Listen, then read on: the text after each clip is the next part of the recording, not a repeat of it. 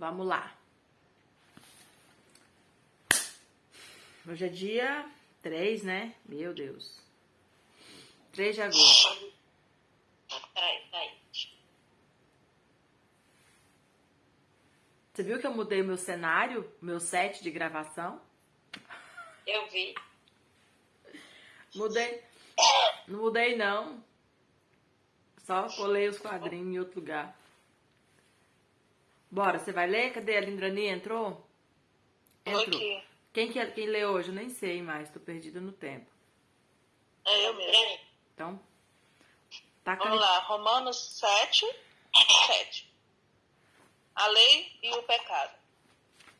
Que diremos, pois? É a lei pecado? De modo nenhum.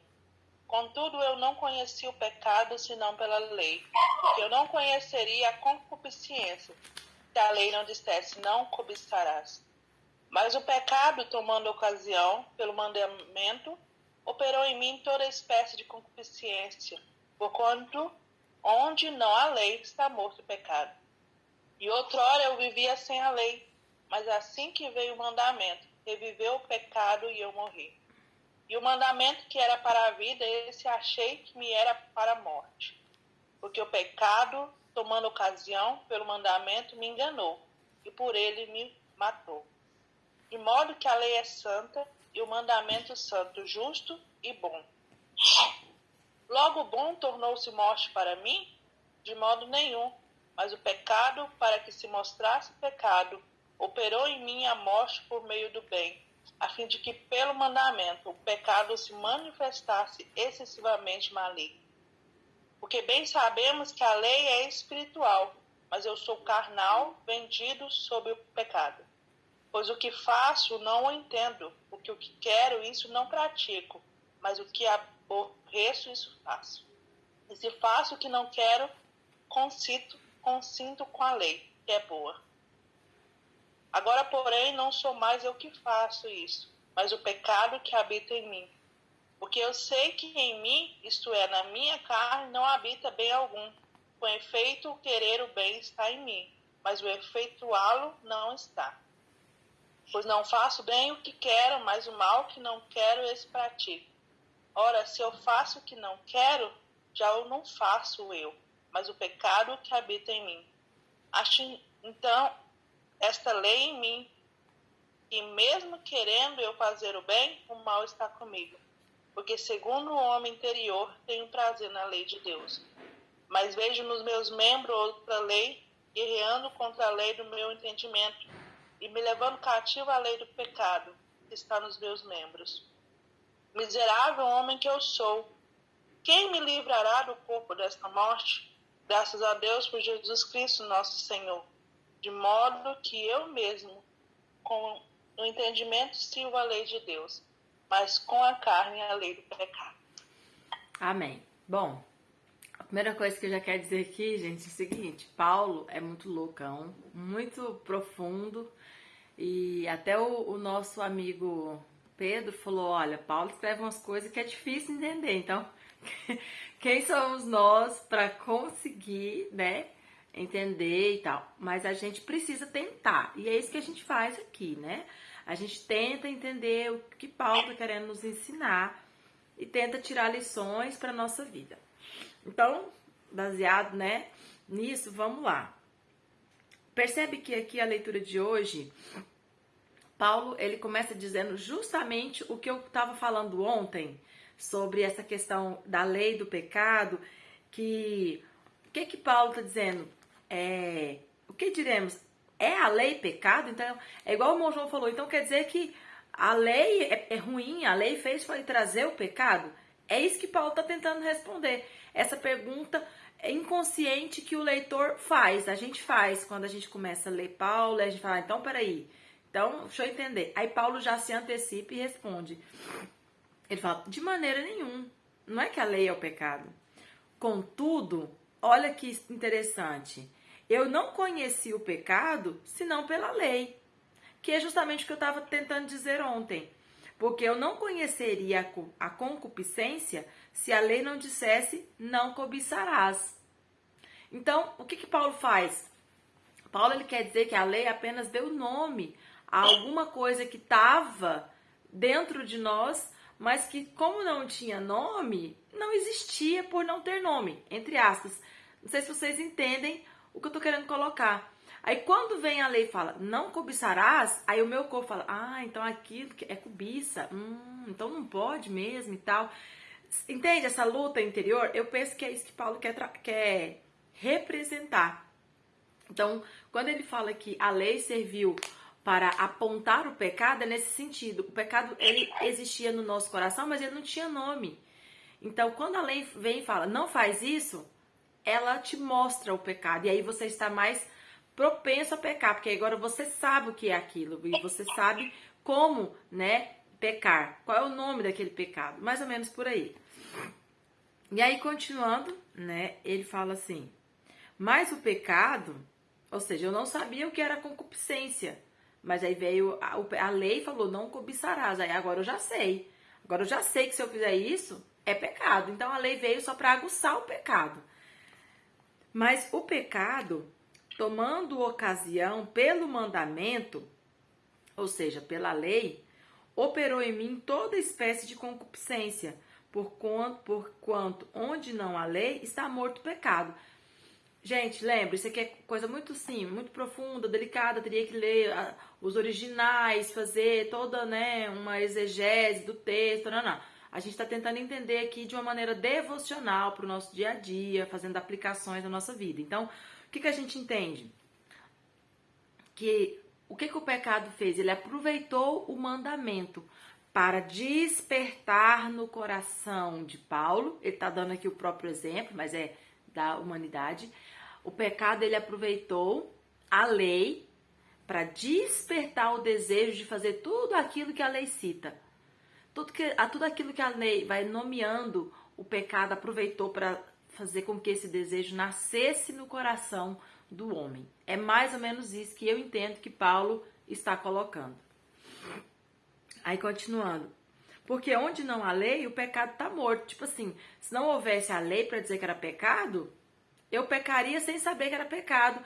Ou eu não pecaria, por quê? Porque a própria lei que está dentro do coração me diria para não pecar. Ok? 9. Outrora, eu vivia sem a lei. A lei que está no nosso coração, não a lei do mandamento, né? Eu vivia sem essa lei do mandamento. Mas assim que veio o mandamento, reviveu o pecado e eu morri. Por que eu morri? Paulo vai usar várias vezes essa expressão. Porque eu peco. E agora eu sei que é pecado, então... Aí ele automaticamente constrói toda a linha de pensamento. Se o salário do pecado é a morte, eu morri. Porque eu sei que... Agora eu sei que aquele pecado é um pecado, porque a lei diz que ele é um pecado. E eu sei que eu pequei, porque eu cometi. Então, eu já tô morto. Eu já sei que eu morri. Percebe que na cabeça de Paulo é tudo mais automático. Paulo, ele já consegue traçar todos esses pensamentos que ele vai construindo de uma vez só. Continuando. E o mandamento que era para a vida, que é igual o irmão João falou, a lei, ela é para prevenir o mal e para trazer o bem. E aí Paulo, ele tem essa consciência. O mandamento, ele veio para a vida, né? Para você não fazer. Essa era a intenção da lei, do mandamento. Não faça. Não faça. Por quê? Porque o não fazer se constituía em algo bom. Aí ele fala, mas esse achei que era para a morte.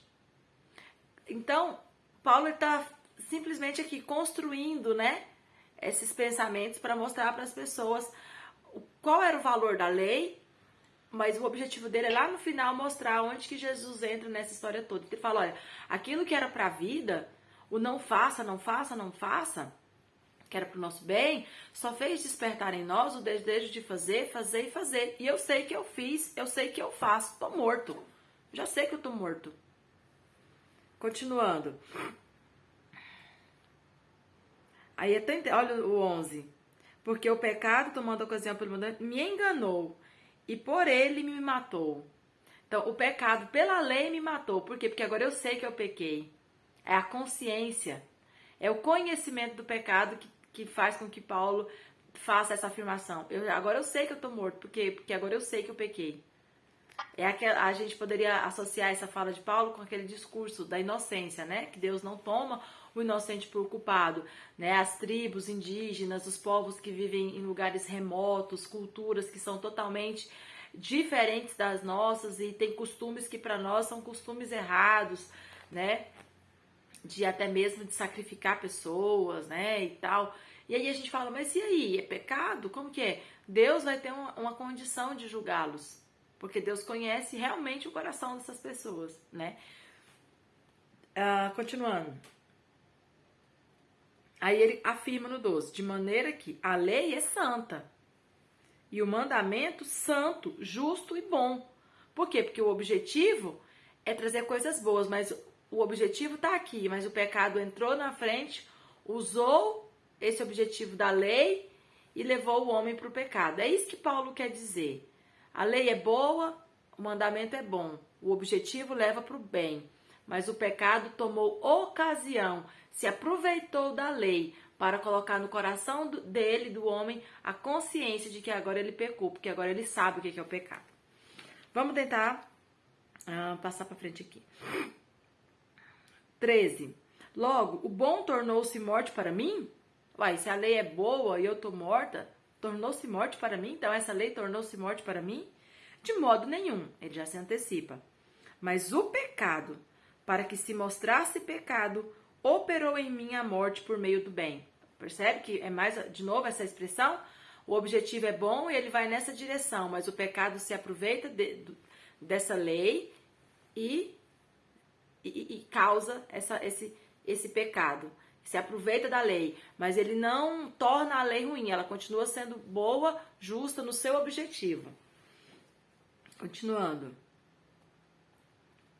Cadê? Aí olha o 14.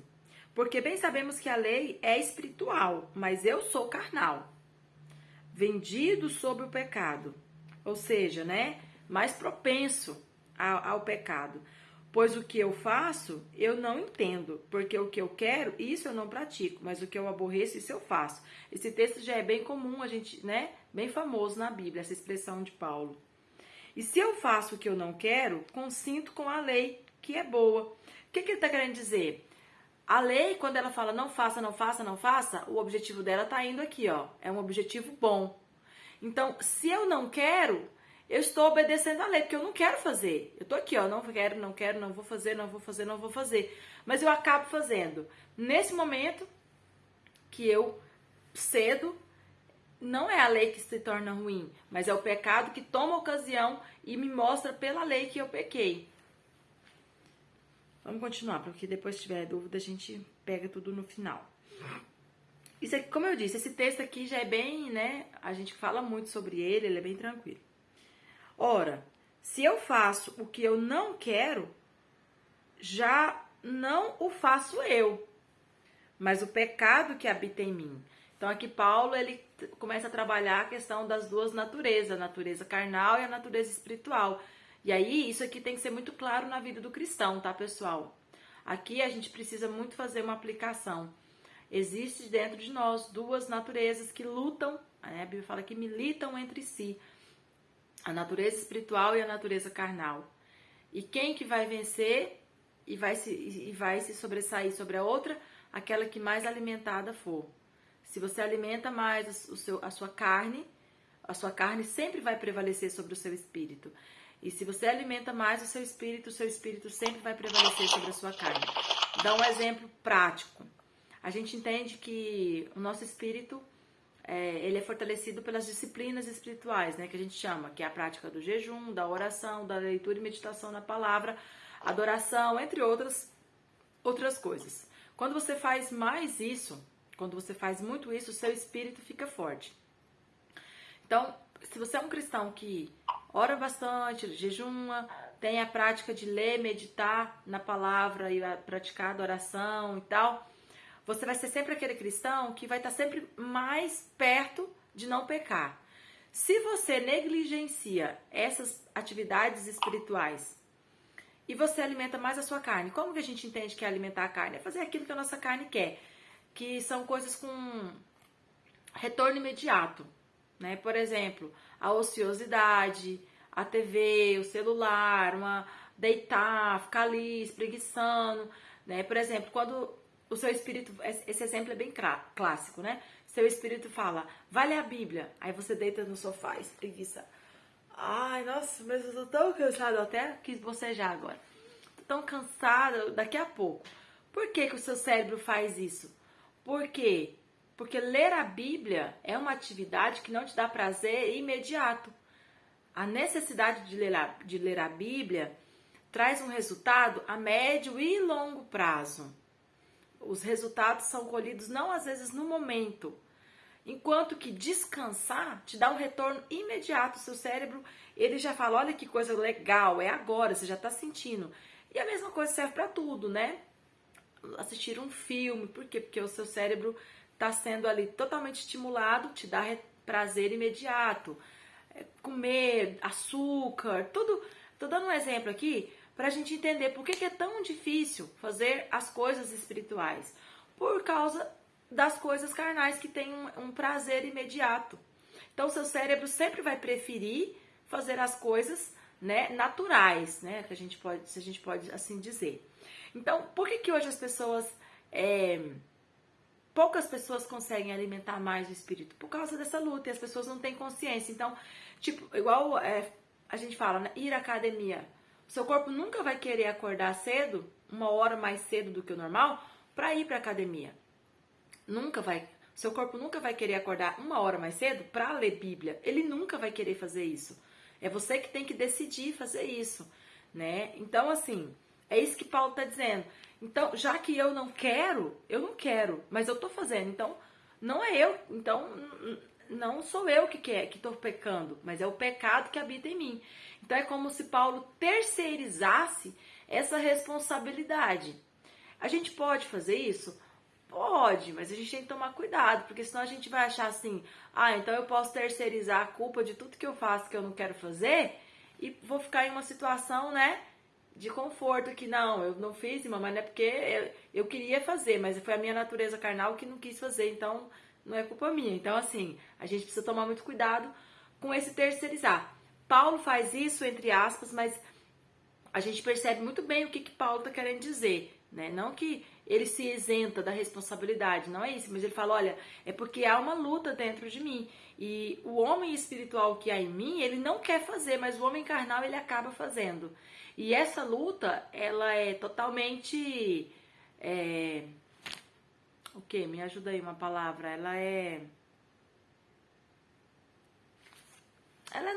normal, ela é bíblica, eu não sei, eu queria uma palavra. Oi.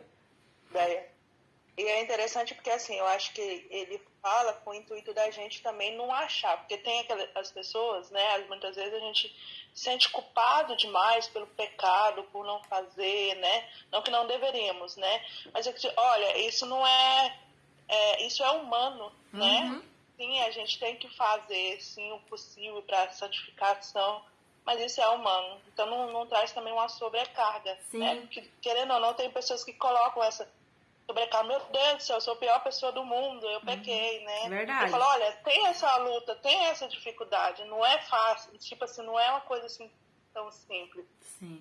E aí, quando ele a questão da carne, se você não alimentar o espírito, automaticamente praticamente ela se alimenta sozinha, né? Porque a procrastinação sempre vai ser melhor do que a questão da constância, né? Que você tem que ter a disciplina e as outras coisas. Sim. É igual aquela questão de ficar em cima do muro, né? Quem está em cima do muro já está de um lado, ele já escolheu um lado para estar, né? E a questão de alimentar o espírito ou a carne é bem isso mesmo, Lindrani. Quem não alimenta o espírito já está alimentando a carne, né? E se você começar a olhar os resultados, você vai ver que ali há uma pessoa carnal, né? Não no sentido carnal de vive na carne, não nisso, mas que vive fazendo a vontade da carne. E não que essa vontade da carne seja só pecar, mas é uma vida que não é vencida no espírito.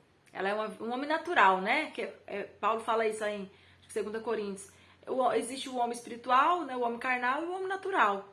A gente pode até colocar essa terceira categoria, que esse homem natural, ele às vezes nem está vivendo ali na prática do pecado, como a gente às vezes coloca, mas ele não vive no espírito, né? Ele não consegue alimentar o espírito, ele vive ali, né? Bom, Vamos encerrar então, para ver se tem algum... Deixa eu ver se eu marquei mais alguma coisa. Vamos ler aqui, só para encerrar o 21 que eu marquei, porque tem uma palavrinha, ó. Ele conclui assim, ó. Olha o 21. Acho então esta lei em mim. Qual lei?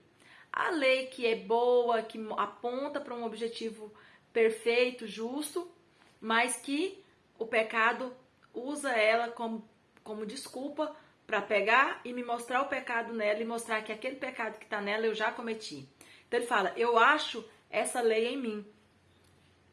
Que, aí, olha esse que, tipo assim, e por causa disso, que mesmo querendo eu fazer o bem, o mal está comigo. Porque segundo o homem interior, eu tenho prazer na lei de Deus. Olha de novo, ele colocando essa dicotomia, né, do homem espiritual e do homem carnal. Esse homem interior aqui, ele está falando que é o homem espiritual. Eu tenho prazer na lei de Deus, mas vejo nos meus ombros outra lei, guerreando contra a lei do meu entendimento e me levando cativo à lei do pecado, que está nos meus membros. Ai, nos meus membros, falei ombros, ó. Eu vejo nos meus... miserável homem que eu sou. Quem me livrará do corpo desta morte? Aí ele conclui, graças a Deus por Jesus Cristo nosso Senhor, de modo que eu mesmo, com o entendimento, sirvo a lei, mas com a carne a lei do pecado. Tá, vamos... Essa parte aqui, né? Tranquilo, esse duelo. Ele fala, olha, o meu homem interior quer obedecer à lei, entende que a lei é boa, mas os meus membros acabam praticando o pecado. Aí ele, no 24, não, tem uma aqui que eu queria... Não, é o último, tá certo. 24, miserável homem que eu sou, quem me livrará desse corpo, dessa natureza, dessa luta, dessa dificuldade de querer fazer uma coisa e acabar fazendo outra? Aí ele já conclui, mas graças a Deus, por Jesus Cristo. O que Paulo aqui já está querendo dizer? Graças a Deus, ou seja, meu problema foi resolvido por meio de quem? Por meio de Jesus Cristo. Por quê? Aí ele já conta, de maneira que, por que ele está agradecendo por Jesus Cristo? Eu mesmo, Paulo, com o entendimento, com a minha mente, eu sirvo a lei de Deus. Mas com a carne, sirvo a lei do pecado. Esse com a carne, talvez Paulo possa estar fazendo alusão até mesmo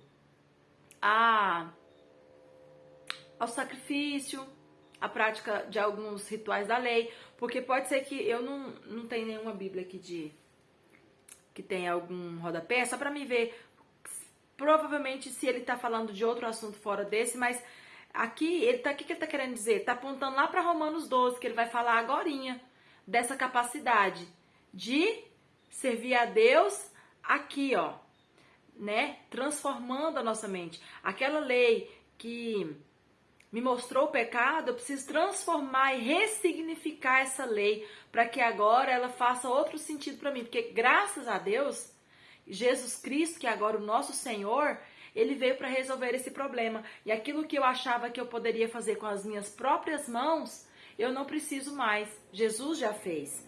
Então eu só preciso ressignificar essa lei e fazer com que ela tenha agora um novo sentido para mim. Embora com a carne, eu ainda, qual que é a palavra que ele usa? De modo que eu mesmo, com o entendimento, sirvo a lei de Deus. Mas com a carne, eu sirvo a lei do pecado. Então, eu vou até dar uma olhadinha nisso aqui, mas eu penso que Paulo pode estar querendo dizer justamente isso. Que a lei, você continua ali tratando ela de uma maneira carnal, porque ela pede de nós requisitos carnais. Mas o sentido espiritual é o sentido de entendermos que Cristo já fez o que tinha que ser feito. Ok? Alguém tem algum comentário? Eu vou dar uma olhada nisso aqui. Algum versículo, pessoal, que vocês têm aí para acrescentar? Daiane, Oi. versículo não, mas comentário. Sim. 1.340.860 unidades. Já teve gente que foi pro hospício tentando entender esse Paulo 7 aí. Paulo é muito... E esse sétimo, talvez... mas eu quero fazer uma propositura aqui daí. Sim, vamos lá.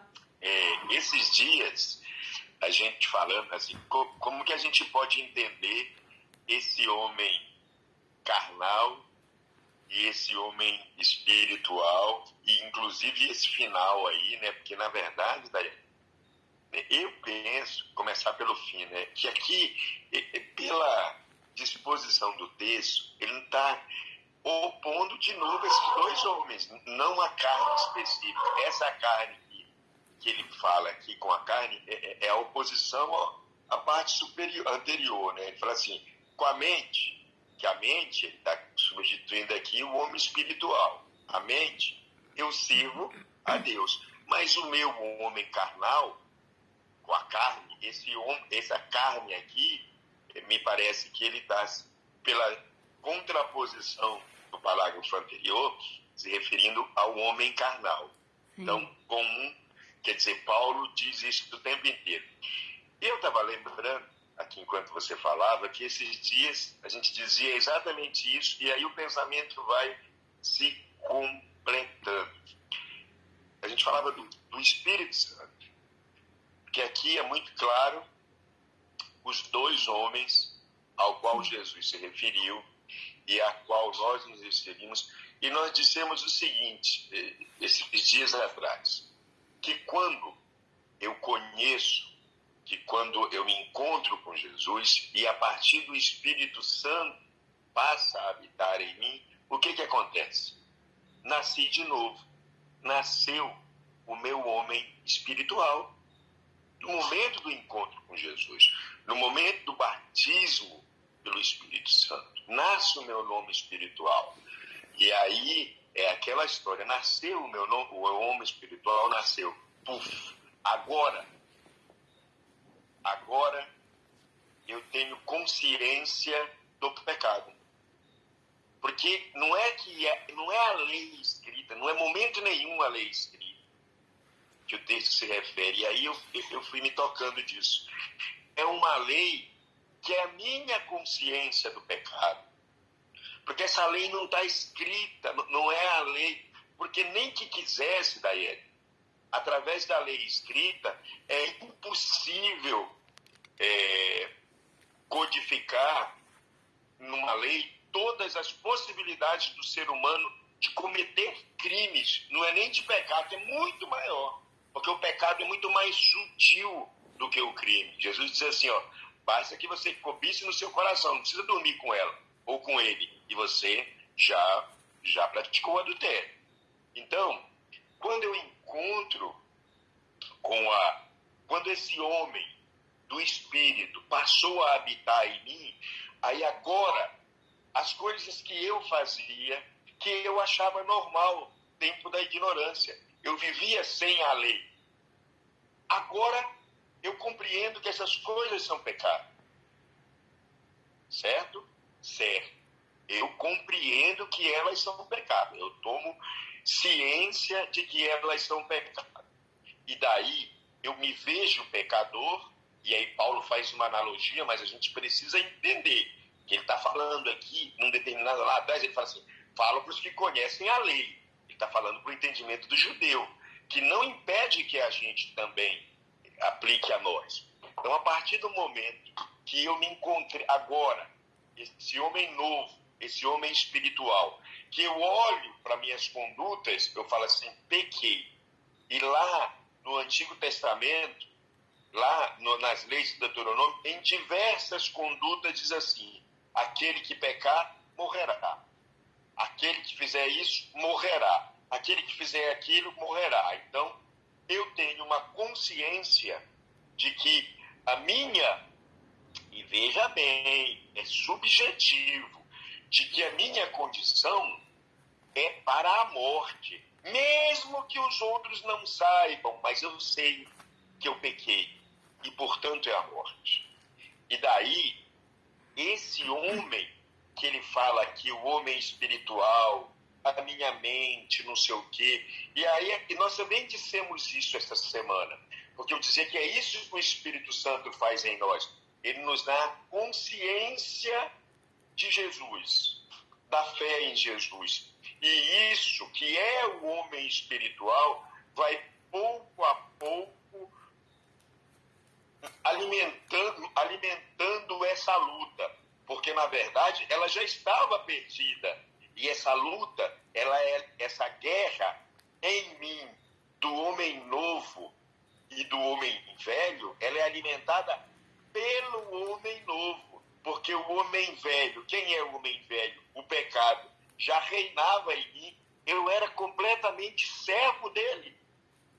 Eu estava servo dele, rendido a ele, porque nada em mim dizia que aquilo era pecado. E eu fazia naturalmente, morto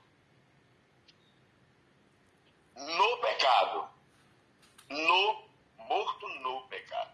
Sim.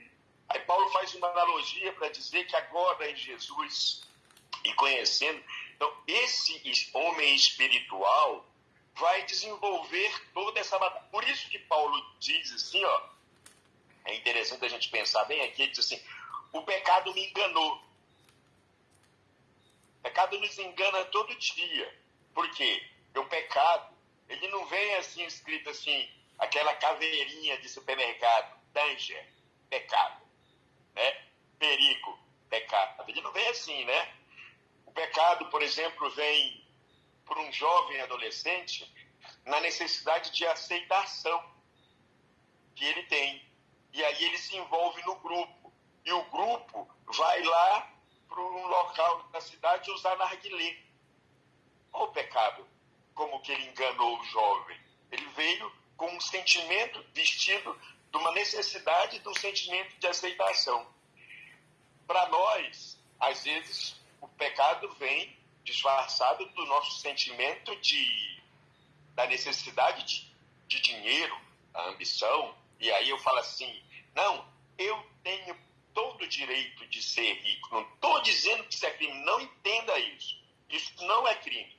Isso é crime se eu não disser assim, a riqueza tem que ter um princípio maior do que o acumular de dinheiro. E ela precisa ser dividida. Se eu entender que quando eu quero ser rico, eu quero gerar muita riqueza, que é o único sentido, eu quero empregar muita gente, eu quero pagar salários dignos, eu quero não reter, porque a Bíblia diz isso. A Bíblia diz, eu quero não reter o salário daquele que trabalha comigo. Ótimo, abençoado eu sou. Mas geralmente, o pecado não faz isso. O pecado fala assim, você não pode dar esse dinheiro para ele. Por quê? Porque se você der para ele, você não vai conseguir juntar. Você tem que você não precisa fazer um banheiro na fazenda para ele viver com dignidade. Porque se você fizer um banheiro, você vai gastar se ele cagar no mato. Por quê? O pecado, então, a gente pode falar de 300 coisas, né? Por exemplo, para aquele que vai adulterar. Sabia que todos nós, homens e mulheres, nós temos um padrão no sexo oposto que mais nos agrada? Todos nós temos, sabia? Qual que é o padrão do sexo oposto que mais nos agrada? Ele está relacionado àquela pessoa do sexo oposto que na nossa infância exerceu uma maior atração nas nossas vidas. Quase sempre o padrão do nosso pai ou da nossa mãe. Quase sempre. Isso não é regra, mas é um padrão. Então, o que o pecado faz? Os meus olhos, eles se sentem atraídos por pessoas daquele padrão. Então, o que o pecado faz? Ele vai colocar aqui e acolá uma pessoa naquele padrão. Então, assim, o pecado me enganou. Ele me engana todos os dias, de todas as formas. Por quê?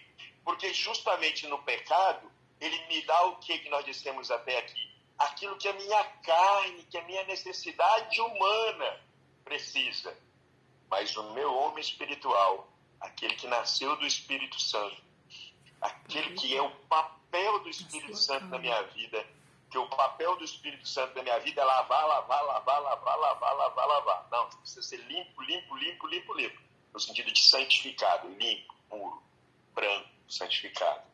Então, assim, e me parece que é isso que Paulo vem dizendo aqui o tempo inteiro. É esse homem interior agora que vai brigar. E essa briga, a gente sabe que ela é desigual e ela é por toda a vida. Por toda a vida. Enquanto nós respiramos, o nosso homem, por exemplo, eu posso sentir um ódio em relação a uma pessoa e levar aquilo para o leito da morte, sem nunca perdoar. E talvez o meu espírito me diga o tempo inteiro que você precisa perdoar fulano. Você não pode sair dessa vida sem perdoar. E eu posso levar isso para o leito da morte. Então, me parece que toda essa construção que Paulo faz, se fosse possível sintetizar, eu sintetizaria dizendo que é essa luta do homem do espírito, do homem espiritual, a partir do momento que o espírito se chega até nós, que é Jesus, que é ele que é o libertador. Porque lembra? Jesus falou assim, não vos deixarei só, enviarei o Espírito Santo para ficar com vocês. Deixa eu fazer um comentário. Pois não. Que me veio à mente, porque já vai acabar, mas faz sentido com isso que o senhor está falando. O que é importante a gente já aproveitar todo esse contexto nessa fala do irmão João para a gente ligar. Qual é o papel de Paulo? Ressignificar a lei. E tudo isso se encaixa nessa visão de Paulo, de que o objetivo da lei não era pleno, a lei não conseguia alcançar o objetivo pleno, porque ela te apontava para o pecado, mas ela não resolvia o problema do pecado. E aí Paulo agora fala, mas graças a Deus, por meio de Jesus Cristo. Por quê? Porque agora em Cristo o problema do pecado é resolvido. Cristo, ele paga o pecado.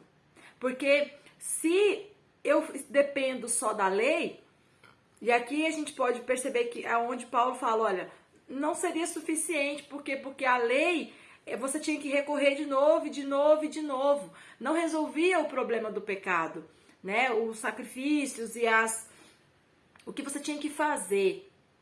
Então, você se via sempre diante do seu pecado, E agora ele aponta para Cristo, dizendo e afirmando que graças a Deus, que agora por meio de Jesus Cristo, nós podemos servir a Deus, né, na nossa consciência. Ou seja, Paulo tem o objetivo de mostrar para aqueles judeus, olha, a lei, ela é justa, santa e boa, mas ela tem um objetivo, que é apontar para Jesus, é apontar para o Cordeiro que tira o pecado do mundo. E se nós não entendemos esse objetivo, cumprir a lei por cumprir não resolve o nosso problema. Então a gente precisa ter essa clareza para conseguir ir fazendo nessa ligação de todo o discurso de Paulo, de toda a defesa de Paulo. A lei é santa, boa e justa, mas se você não tiver o objetivo de ver Cristo no final dela, não vai resolver o nosso problema. Só Cristo resolve o nosso problema.